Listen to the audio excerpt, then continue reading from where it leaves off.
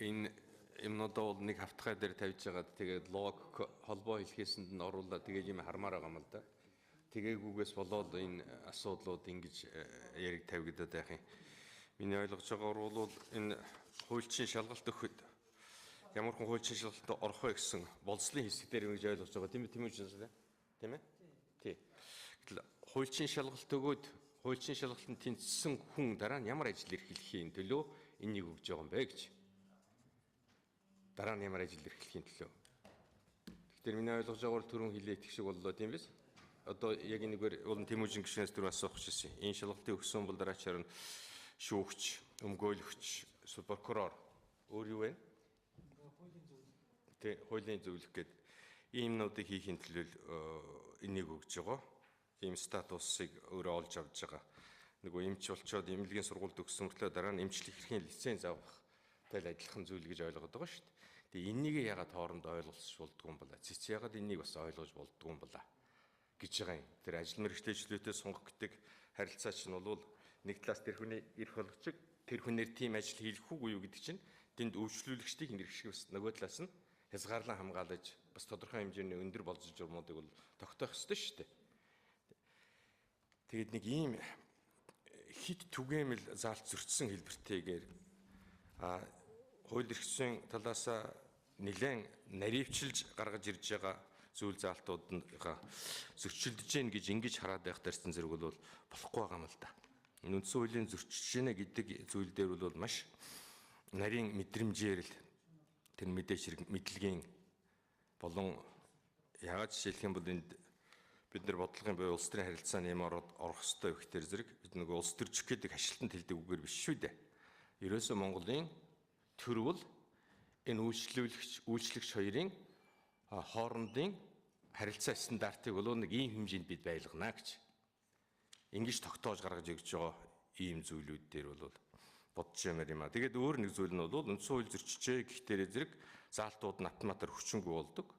Тэгээ автоматар хүчингүй болчихдоор тэр нь нөхөж хийгдэг бол бүр тэрнээсээ 7 дор юм болдог. 7 дор юм болдог. Жишээлх юм бол одоо тодорхой жишээнүүд бий л дээ. Жишээлх юм бол улсын хурлын халдшгүй байдалтай холбоотой асуудал дэрхэд уул нэлээд өөрөөр бодож зөрчлөө гэж хэлсэн. Тэгээд тэр зөрчсөн гэсэн заалт нь хүчингүй болсон. Одоо бол илүү абсолют хэмжээндээ бол халдшгүй байдалтай болсон шүү дээ. Тэгээд ингээд нэг ийм байдлууд үүсээд байх юм. Тэгэхээр зэрэг манай хууль зүйн байнгын хороо бол цэцтэй харилцаан дээр ялангуяа одоо үндсэн хуулийг зөрчөөг байна гэж манай байнгын хороо эндээс дүгнэлт гарах байх. Тэгэхдээ энийхээ үндслийг нэлээд логтой биччих юм бол бид нар бас энэ цаашаага үндсэн хуулийн цэцгийн үйл ажиллагаанд бол нэлээд томоохон дэмжлэг болох байхаа гэж бодож байгаа. Сая Батцанзан гишүү хэлээд нь шүү дээ. Энэ бол одоо жинхэнэ шүүхийн болгоё. Тэгээд шүүхийн шүүгчд тавьдаг тэр өндөр шаардлагаар тавигдаж цэцгийн гишүүд гарч ирдэг байг. Тэгж чадчихж жинхэнэ одоо цэцгийн үндсэн хууль зөрчсөн гэсэн үйл ажиллагаа бол чадварлаг болно гэсэн ийм ойлголтоор хэллээ гэж бодож байгаа юм л да. Тэгвэл энэ талд манай хууль зүйн байнгын хороо бас нөгөө талаас нь ингэж жаахан янз бүр тэгшилж өгмөр байна. Тэгхийн бол тэнд бас мэтгэлцэх утга учир нь гарна, мэтлэгсэж байгаа учир шалтгаан ч тэндээ гарна гэж бодоод. Тэмчээс энэ дээр жишээлх юм бол Тэмүүжин гишүүн төлөөлж оролцсон юм чинь манайх үндсэн хууль зөрчөөгүй гэж үзэж гин гээд ийм үндслүүдийг үндслээд бид нар зөрчөөгүй гэж үзэж байгаа гэдэг байнгын хороо нь улсын хурлаас гарах тогтоол дотор орохоор тийм төсөлтэй болж ормоор байна. Тэгээд улсын хурл зөрчөөгүй гэж үзээд тэгтээ зөрчөөгүй гэж үзэхдээ өөрийн дүгнэлтээ улсын хурлын тэр тогтоолынхоо бүрэлдэхүүн хэсэг болгож. Тэгээд тэр нь дараагийн шатн дээр бол үндсэн хуулийн цэцэд их хурлыг төлөөлж байгаа гишүүний гол баримтлах зүйл нь болж иж байгаа.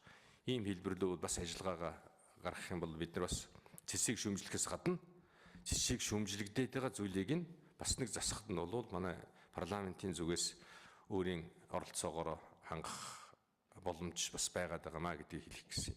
За баярлалаа.